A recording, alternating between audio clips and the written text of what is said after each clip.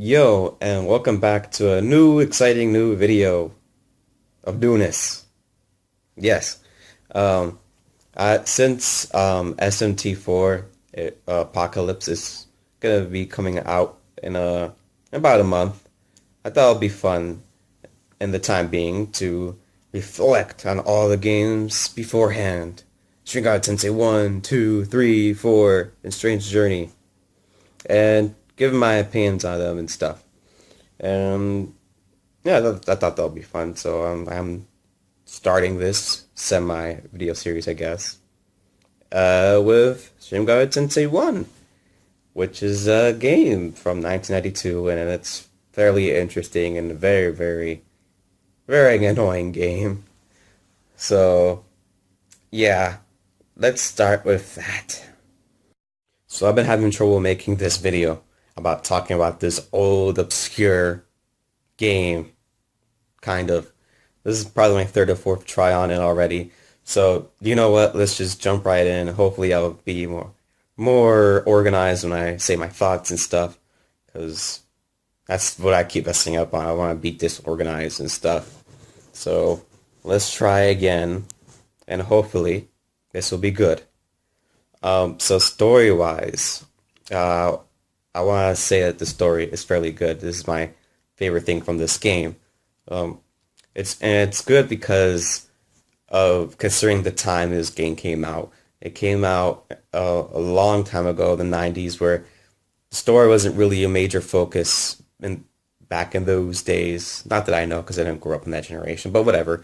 Uh, Even then, in comparison to games that came out in the early 90s, compared to this game was fairly groundbreaking, and the story is really, really good. I really enjoy the story.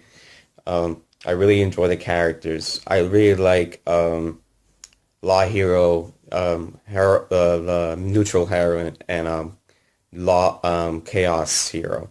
They're all really good characters. I like the arc they have from beginning, middle, and end. I really enjoy these characters, especially Chaos Hero. Chaos Hero probably has my favorite. It's probably one of my favorite Chaos Heroes in the series. I really like him. And the story is just really good for the time it came out. What makes this game even really, like story-wise, really even more interesting is that it starts off so small. The story starts off with you having some kind of dream sequence, and then you downloading this suspicious app.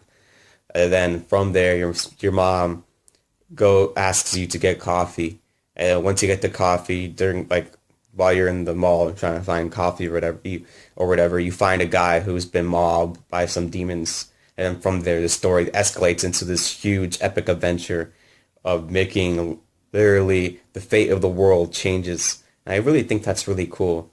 This game's story is good and stuff. Pretty much what I'm trying to say. I really, really, really enjoy it, and hopefully you get the idea of that by now. I really enjoyed it. So yeah, without spoiling anything, I think this story's it's worth going through this game at least once just to experience the story, because it is a really good story. And yeah, that's pretty much all I want to say about it without spoiling anything too major. Presentation wise, was what there to expect. But even then, I think that the graphics of this game and the sound especially, for this game has a really, really good soundtrack. For the presentation, like graphically, it's obviously the game looks dated, but there's like a charm to it.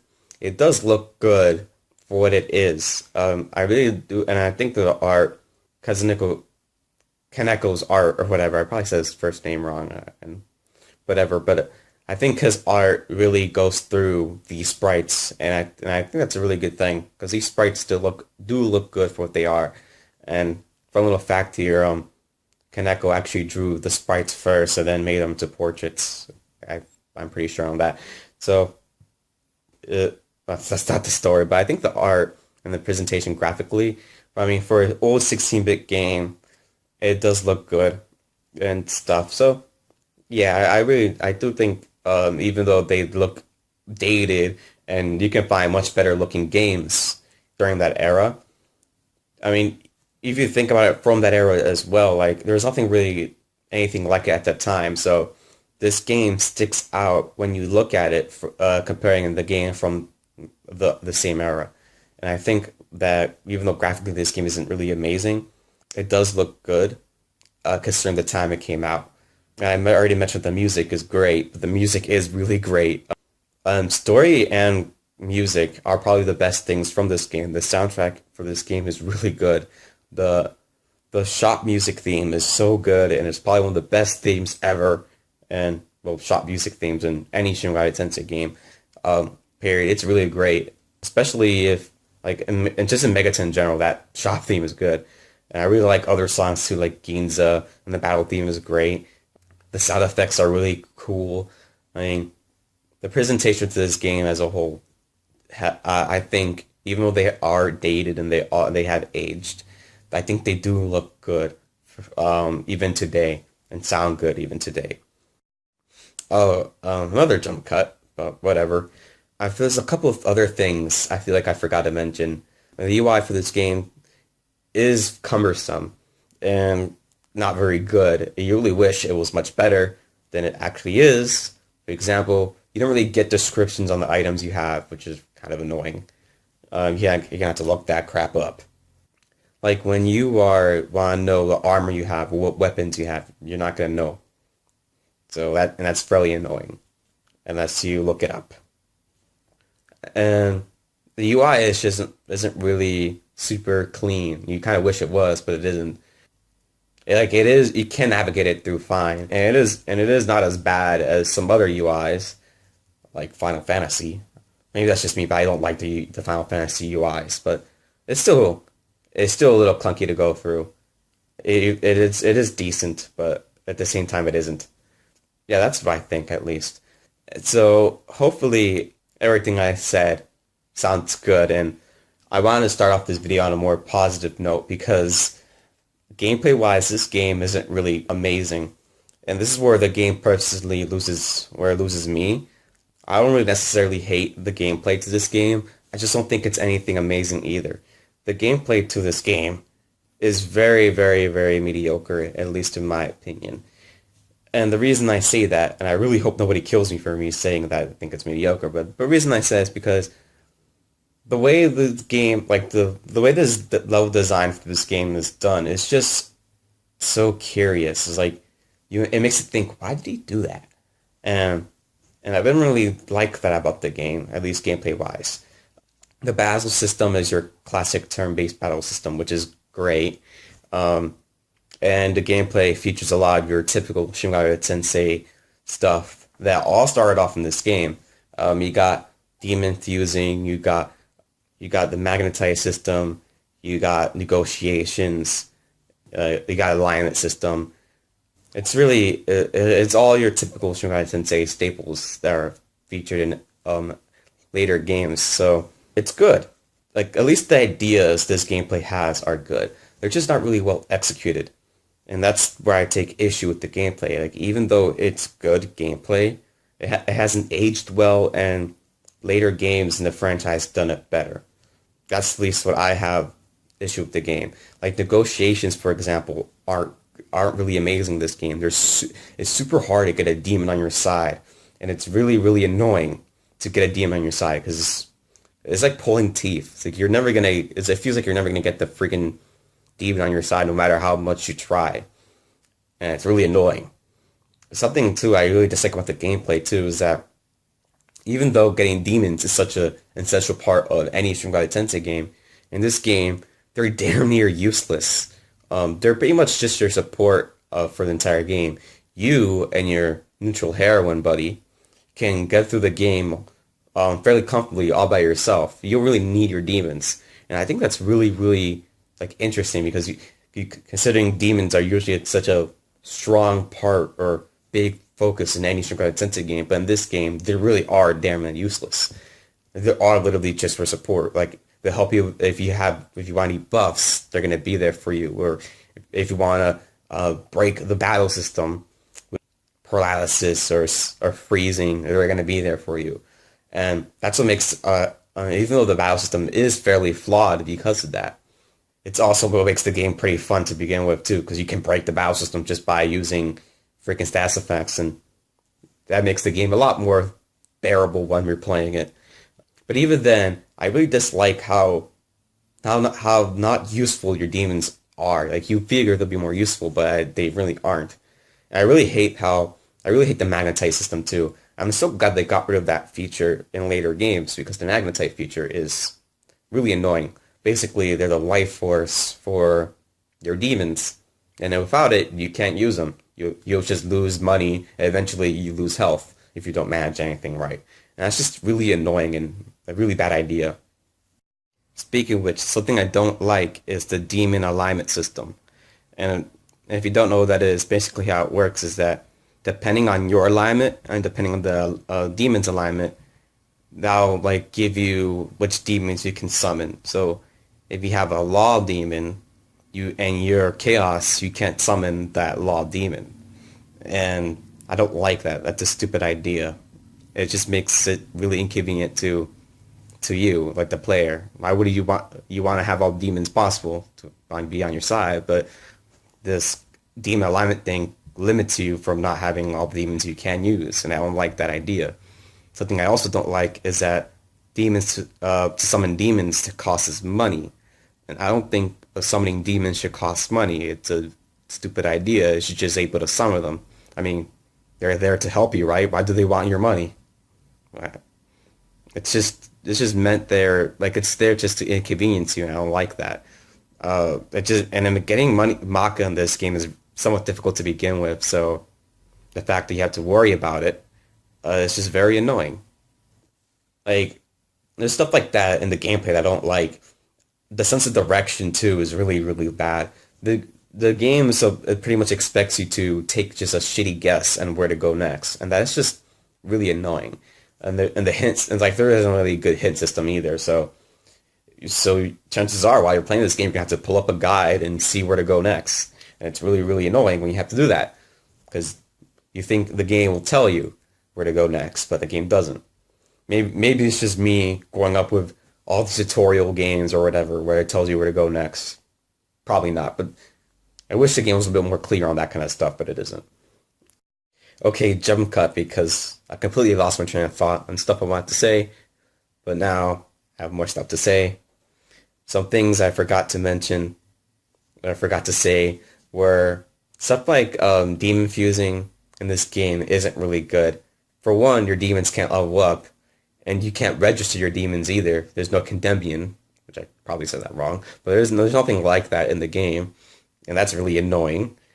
So stuff like that too, I don't like. I really wish it was like that. Like there was a Condembian, but there isn't. And I really wish your demons can level up, but they can't. There's no skill inheritance either. I wish there was, but there isn't. There's other things like demon fusing itself, since getting a demon is so hard to get on your side, it's sometimes kind of difficult just to fuse them away. If that makes any sense. It's like, I mean, obviously they're demons, you're not supposed to get attached to them like Pokemon or anything, but you kind of think, ah, man, I don't want to fuse them away because like, it took me so long to get this demon to begin with. It was so hard to get them, but eventually you have to do it. And it's really, and I don't know, if there's something about that I just find annoying. Because getting demons on your side is so hard that demon fusing away is a little scary. Eventually you'll get over it though. Stuff like that I'm like. The dungeons themselves, they're good. They're good for what they are. There's something I hate about the dungeons, and it's fog. Fog is the worst thing ever in existence. I hate anybody in Atlas who came up with this horrible idea of fog. I hate them because fog is awful. Now you can't, and if you don't know what fog is, you can't literally see anything on the screen. And that's just terrible because you want to see what's on the screen. And you have to like navigate through the map, and if you're bumping into walls, and that's how you go through the freaking dungeon if you have fog in the way. And I don't like that. And like for the most part, the dungeons are good though. I really like the two dungeons that stick out in my mind are the last dungeon because there's like a giant gauntlet, and that's pretty good. It's also difficult, but it's fun to go through.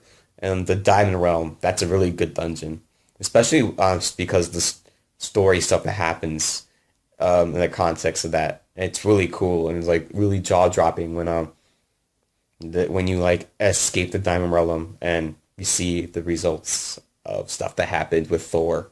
It's really cool. Yeah, I really like the dungeons to a certain extent. They're not amazing, but I like them. Gameplay wise, that's what it is. Now I know in this throughout this video I complained a lot of the features this game has. So you're probably thinking what I think of this game's overall difficulty. And just to put it simply, I think the difficulty for this game is just overall one of the most stressful games I've ever played. And I'm not the biggest fan of that. So yeah, that's what I have to say about the difficulty. It's pretty, like, it's easy to break, and it can be easy if you know what you're doing, but it also can be brutally hard. And yeah, there's never a dull moment, I guess you could say, with this game, because you're always going to be on your edge. And depending how you view it, that might be either fun or not fun. I think I lean more towards fun than not fun, but it is still very stressful. So yeah, that's what I think of the difficulty. Hello, Post Me again. And while editing this video, I thought that I didn't really talk about the difficulty long enough, so I'm going to further explain about the difficulty and stuff. So the way this game's difficulty is handled is interesting. The way it's handled, it's basically you having a slow and painful and eventual death through a series of random encounters, then through the boss fights. The boss fights in this game are piss easy. They're really easy to break because of the constant stunning through Zio or freezing through Bofu. So the boss fights in this game are practically a joke. You can handle them with great ease. I remember when I finished the final boss, I was like, oh, that's it? I didn't even know it was the final boss. That's how easy the bosses in this game are in general. So another part of this game's difficulty is finding a way to get to where you need to go, and also surviving the dungeons while you're at the dungeon you need to be. That's how the game's difficulty is handled. And again, if you know what you're doing, it's pretty easy. But if you don't know what you're doing, and if you're playing this game for the first time, you're realistically not going to know what you're doing, then it's going to be a pretty challenging game.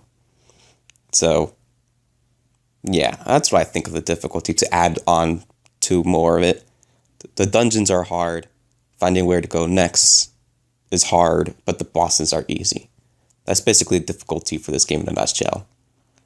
And whether I think is fair or not,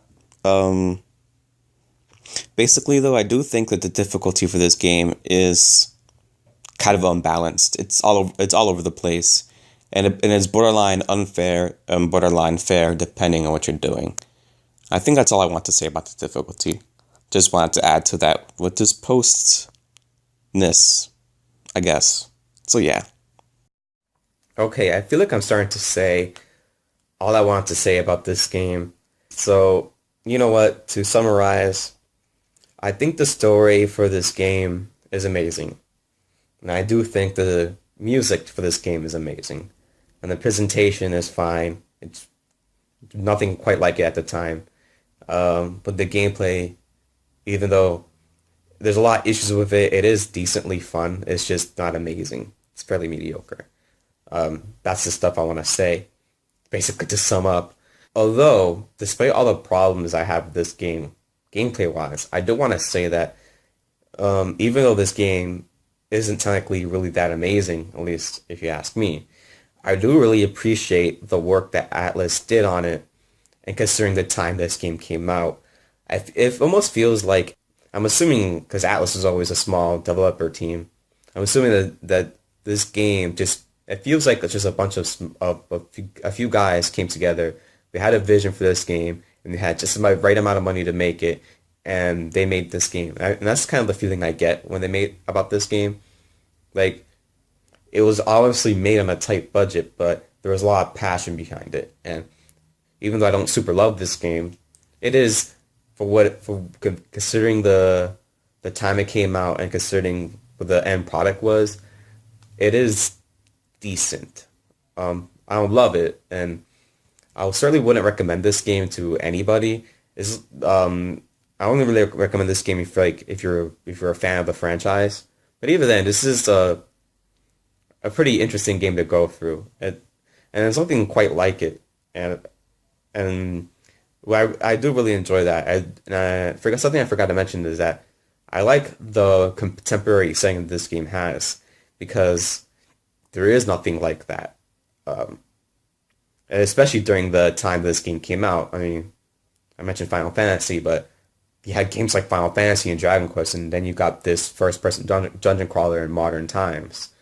There wasn't anything like that, and I think that's really cool. That the story is like that in the game. It's really cool and really good. Um, so yeah, despite all the problems this game has, I have with this game, there is a charm to it, and it is decent for what it is. It's just not anything mind-blowingly awesome for today's standards, but it is mind-blowingly awesome for 1992. So I will say that. It's a good game for 1992. Hello, Post Me here, and I completely forgot to talk about a few things that are probably important to say. I didn't play the iOS version of this game, and I don't know if a lot of the complaints I made throughout this video apply to the iOS version. I have heard it's better, but since I haven't played that version of the game, I don't know how much better it is. I just know that it is better. So I completely forgot to say that throughout the video. So yeah. Something else I completely forgot to say is that the version I did play is the emulated Aeon Genesis English patch version. Figures, obviously, and I played it with the bug fixes patch and the mapper patch. So yeah, that's the way I played it. So I have no idea how the other version, the iOS version, is like, because that's the way I played it. So yeah, should probably say that. And with that, I think I said everything I wanted to say. And, and this is going to be kind of fun to edit. Hopefully it actually turned out to be way better than the first try or second try I tried to do this. Hopefully this will turn out decently. And next video, I'll talk about Shin Megami Tensei 2, or I'm going to be less positive than this video. So that's going to be fun. So I guess see you then and stuff. Hopefully tell me if you like this video and tell me your thoughts on this game. And tell me what you thought of my thoughts. I'll appreciate that. And follow me on Twitter too, if you want to. You don't have to. So, yeah. Bye.